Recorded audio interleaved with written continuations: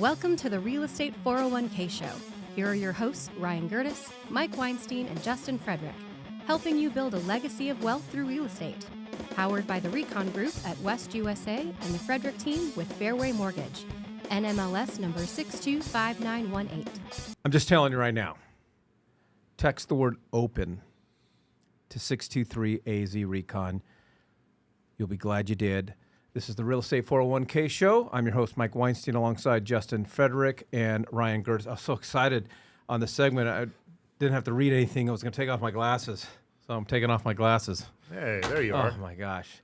And this whole 60-day dry thing we're doing is killing me, Ryan. Yeah? Just saying. So I'm drinking water. It's been a long time. My body goes into convulsions. Yeah, dude. What's this blood doing in your alcohol stream?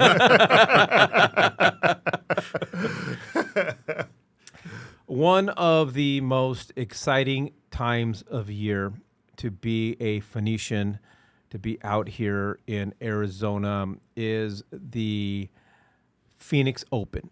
I know it's not called the Phoenix Open. I know it's the Waste Management Open. Like the Bob, I know it's Chase Field now, I think, where the Diamondbacks play. I think it's still I think proper it's still vernacular to call it the Phoenix Open and Okay. Bob. Absolutely. I think. But I'm old school. Like, I still, if I'm going to go watch a Diamondbacks game, where do the D-backs play? We're going down to the Bob. For those who know the history of the D-backs, Bob stood for Bank One Ballpark. I know Chase executives listening to this podcast right now, because they all do. Mm-hmm. They follow me. They hang on our every word. So we're going to have a giveaway. We are going to be giving away a couple tickets, general admission tickets. We're actually giving them away, the Real Estate 401k Show and the Real Estate 401k Group and the Frederick Group. We are giving away some Phoenix Open general admission tickets to the first person to text 623 or text OPEN. God, it was my moment. Dude, I'm terrible at giving. I'm terrible at reading and terrible at giving stuff away. Takeoff was so good, dude. And then the land, sputtered, man. Dude, you just crash and landed burn. that, dude. Text the word OPEN to 623-AZ Recon.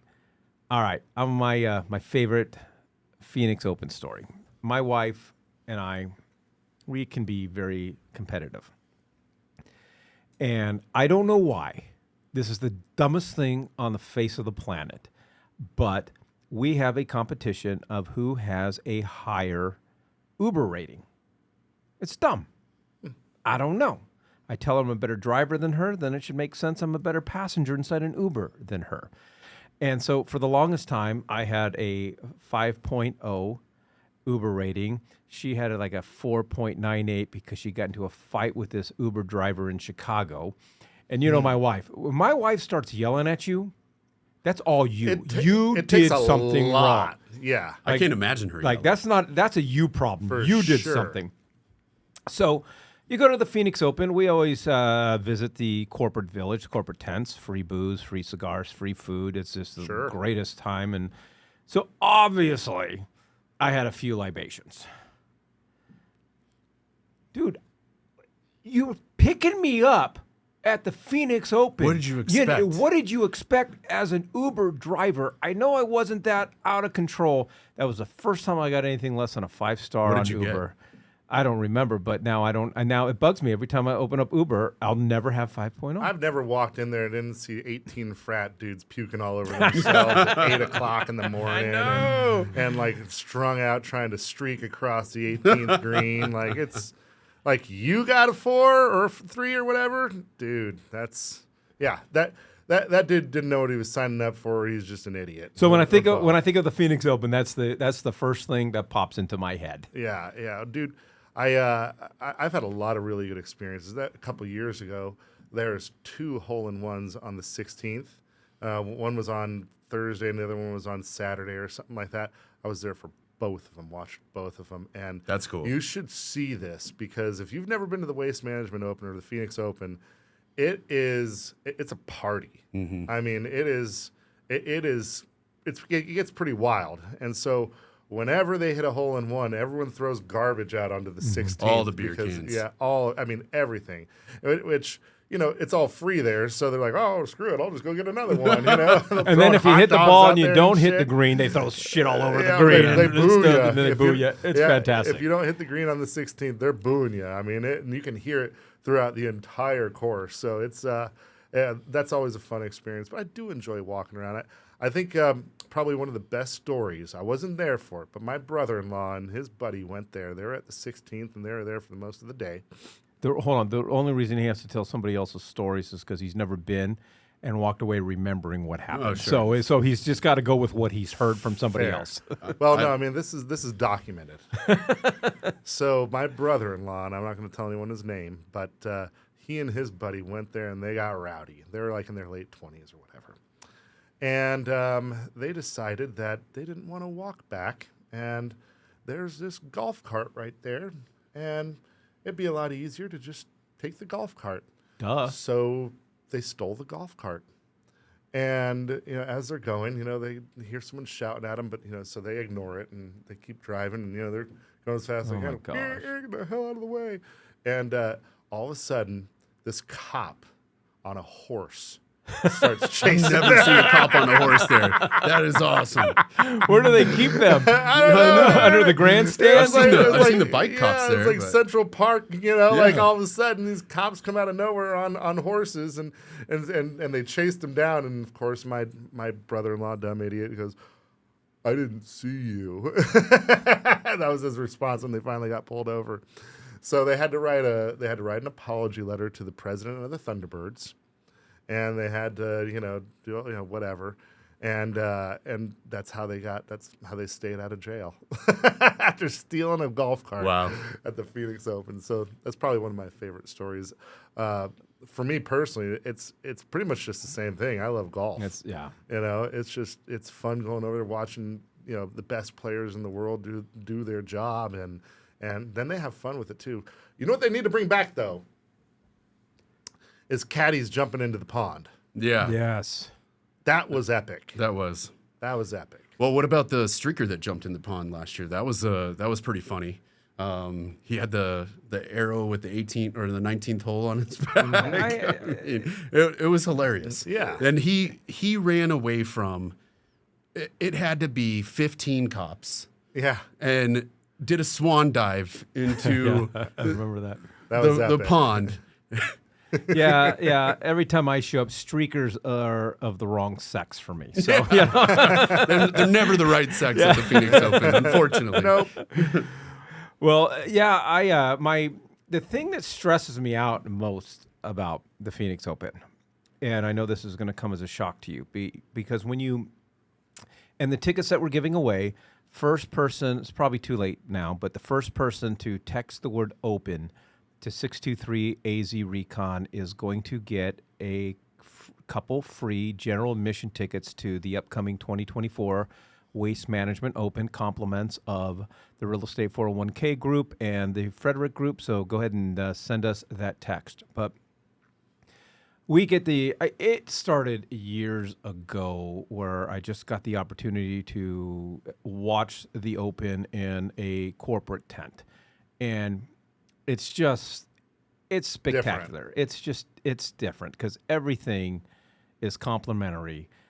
And man, I have to show up when the gates open because I need to make sure that I can have a second round of food because you eat so much food. You can't move.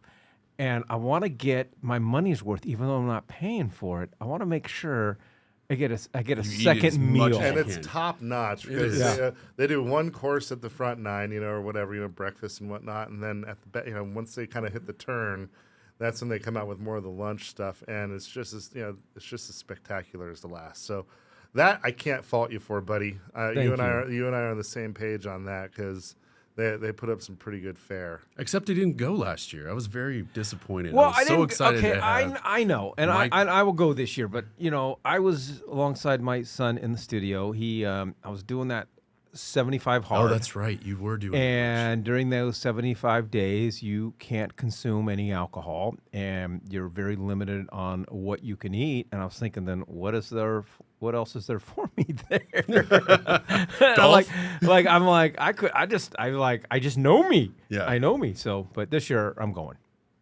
Well, I would like to weave in a little bit of what this show is all about. We see a ton of people coming into town this time of year, whether it's just for golf or, it's right next door to Barrett-Jackson. They have the Arabian Horse Show.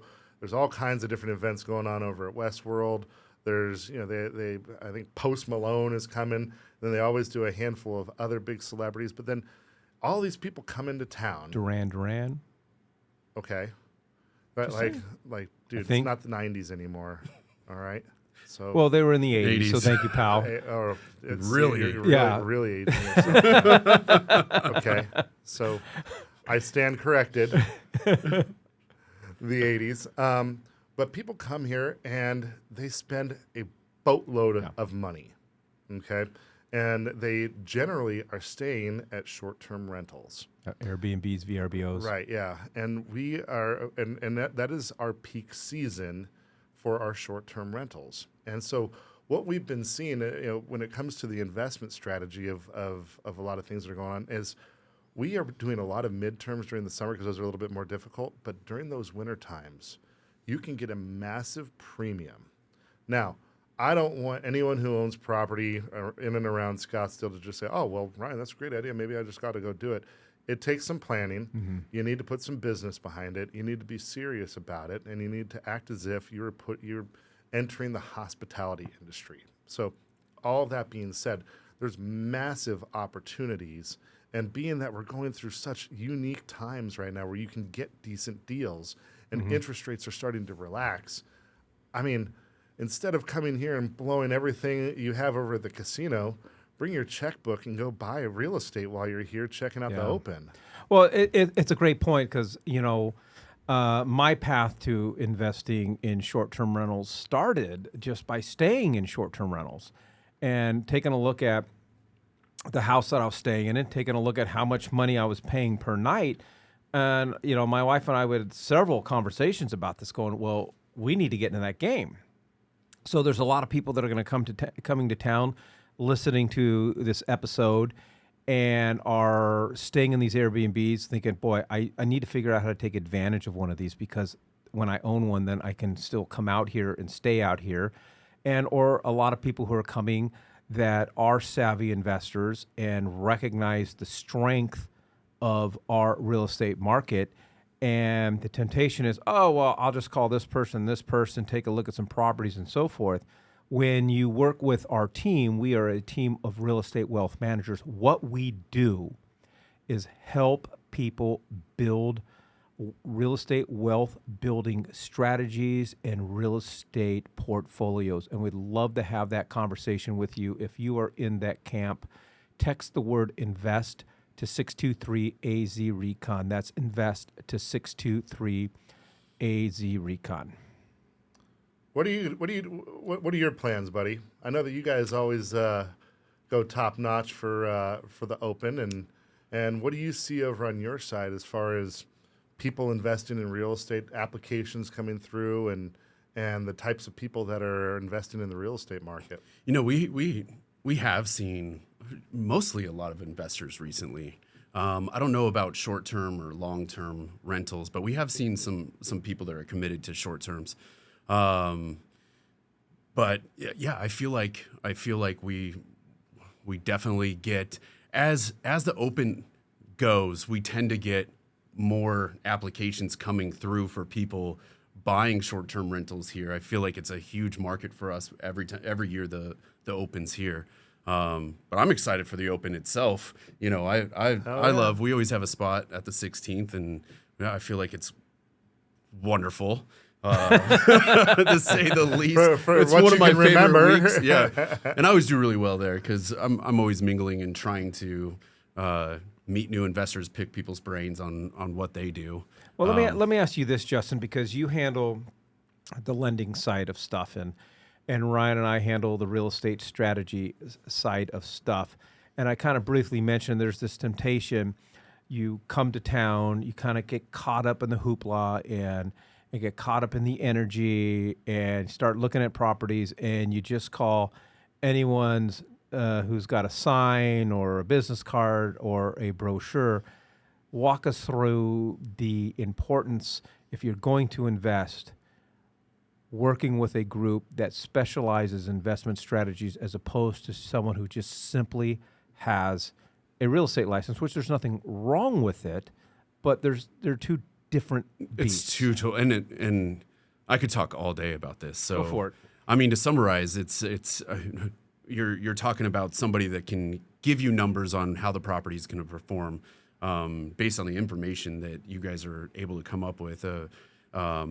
Set investors up for setting it up for a short-term rental. I mean, I feel like that's a really big deal because I've been to short-term rentals where you don't know where anything's at. You don't know how to operate anything. I've been to one where you get a book emailed to you on how to get there, how to get in the front door, how to use every appliance and the TV in the place. And I feel like it's important to know what you're getting into and to know how to operate the systems within the home.